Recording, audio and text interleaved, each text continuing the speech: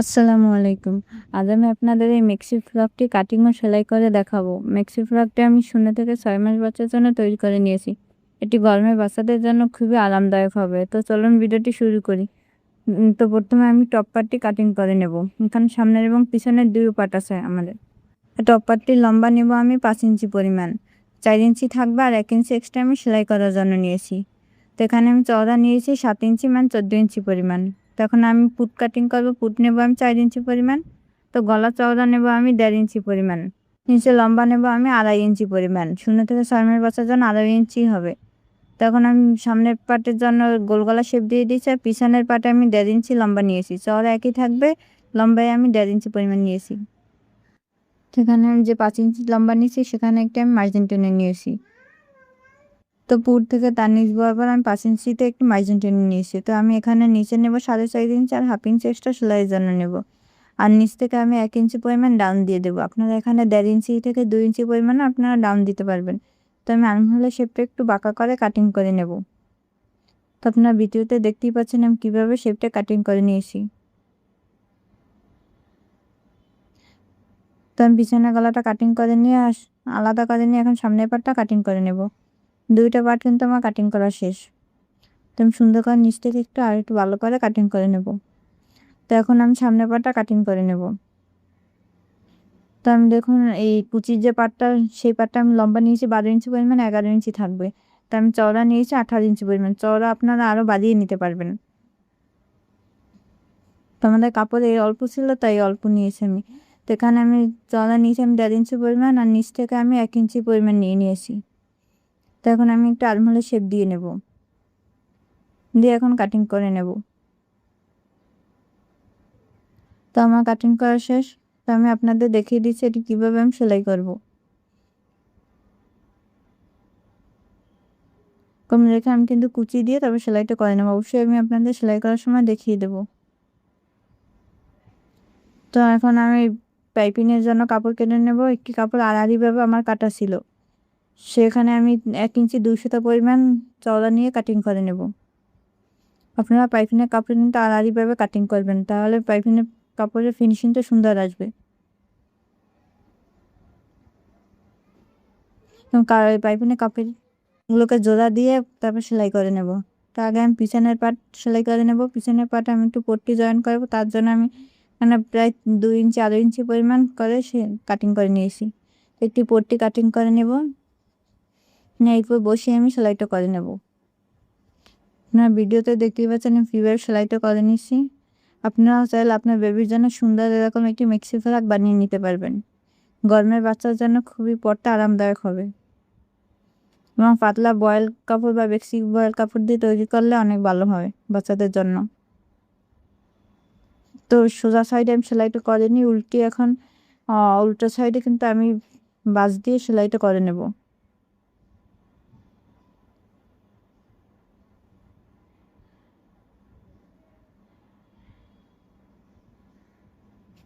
তো আমার পিছন সাইডে পট্টিটা জয়েন করা শেষ। তো পিছন সাইডে উপর আমি সামনের সাইডে বসিয়ে নেব, বসিয়ে কাজ জয়েন করে নেব।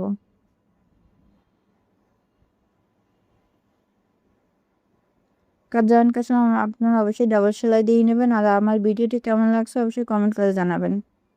আর ভালো লাগলে চ্যানেলটি সাবস্ক্রাইব করে দিবেন।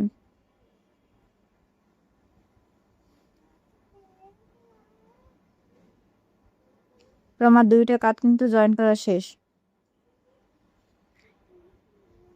তো আমি এখন গলায় পাইপিংটা লাগিয়ে নেব। তো পাইপিং লাগানোর জন্য একটি কাপড় আমি নিয়ে নিয়েছি। কাপড়টা আমি সুন্দর করে কেটে নিয়েছি।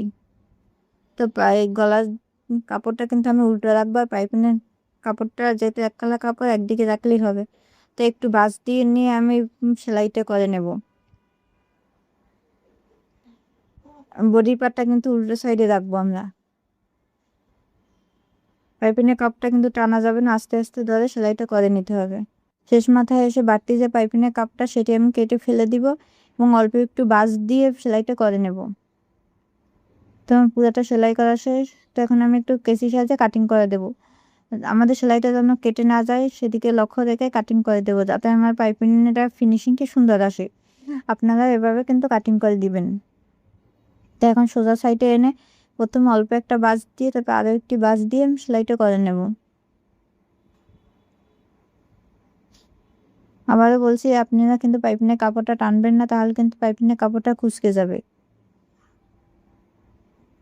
হালকা হাতে কিন্তু সেলাইটা দিতে হবে, অল্প অল্প ধরে বাঁশ দিয়ে সেলাইটা দিতে হবে। তো আমি পুরো পাইপিংটা কিন্তু লাগিয়ে নেব। তো এই মাথায় আমি একটি লুপ তৈরি করে নিয়েছিলাম, সেই লুপটি আমি লাগিয়ে নেব। তো আপনারা আগে থাকতে লুপটি তৈরি করে নিয়ে যখন আপনাদের পাইপিংটা শেষ মাথায় আসবে, তখন এখানে আপনারা লুপটি দিয়ে সুন্দরভাবে সেলাই করে নেবেন। সেখানে আপনারা ব্যাক স্টিচ দিয়ে সেলাই করবেন, তাহলে লুপটি আর বের হয়ে আসবে না।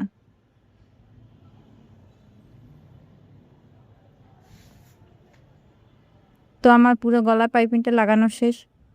তো দেখতেই পাচ্ছেন আমার গলার পাইপিংটা কত সুন্দর ফিনিশিংয়ের সাথে তৈরি করে নিয়েছি আমি। তো এখন আমি নিচের যে কুচির যে পাটটা, সেই পাটটা কিন্তু উপরে জয়েন করে নেব। তো কুচির পাটটা জয়েন করার আগে সবথেকে মেশিনের যে বড় সেলাইটা, সেই সেলাইটা আমি দিয়ে নেব। তো দেওয়া শেষ হলে এক মাথা থেকে সুতা ধরে টেনে টেনে কুচিগুলো করে নেব। এরকম ছোট ছোট কুচি করে নিলে দেখতেও সুন্দর লাগে। তো সব জায়গায় আমি কুচিগুলো সমান করে নেব। হাত দিয়ে কুচি দেওয়া যায়, তো আমি এরকমভাবে সহজ মনে করি, তাই আমি এরকমভাবে দিয়েছি। আপনারাও চাইলে এরকমভাবে কুচি করে আগে নিতে পারবেন। তো এখন আমি টপ পার্টির সাথে কুচিগুলো আগে জয়েন করে নেব।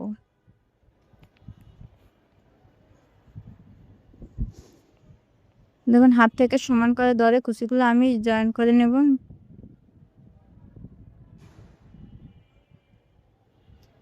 আমার ভিডিওটিকে কোথা থেকে দেখছেন অবশ্যই কমেন্ট করে জানাবেন। তো দেখুন কুচিগুলো জয়েন করা শেষ। তো কুচিগুলোর উপর এখন আমি একটা চাপ সেলাই দিয়ে দেবো, যাতে সুন্দর করে বসে থাকে। আপনারা কুচির উপর চাপ সেলাই দিয়ে নেবেন। তো চাপ সেলাই দিয়ে নেওয়া শেষ। তো একই নিয়মে আমি অপর পাশেও কিন্তু কুচিগুলো দিয়ে নিয়েছিলাম। তো এখন এই সামনের পাটে আমি কিন্তু একটি লেস জয়েন করব। লেসটা জয়েন করার পর বেবি ড্রেসটি দেখতে আরও সুন্দর দেখা যাবে। বাচ্চাদের যে কোনো ড্রেস আপনারা যদি একটু লেস দিয়ে তৈরি করে নেন, তাহলে ড্রেসটি দেখতে অনেক আকর্ষণীয় লাগে এবং বাচ্চাদের পরলেও সুন্দর লাগে। তো সামনের পাটে কিন্তু আমি লেসটি জয়েন করে নিয়েছি। তো এখন আমি আর্ম হোলের পাইপিংটা জয়েন করে নেব। তো আমি যেভাবে গলায় পাইপিংটা জয়েন করেছি, ঠিক একই নিয়মে কিন্তু আমি পাইপিংটা জয়েন করে নেব। আমি কিন্তু বডি পার্টটা উল্টো সাইডে রেখেছি। তখন আনমোলটা সেলাই করার জন্য আমি সোজা পাশে বডি পার্টটা এনে আনমোলটা এখন একটা চাপ সেলাই দিয়ে নেব।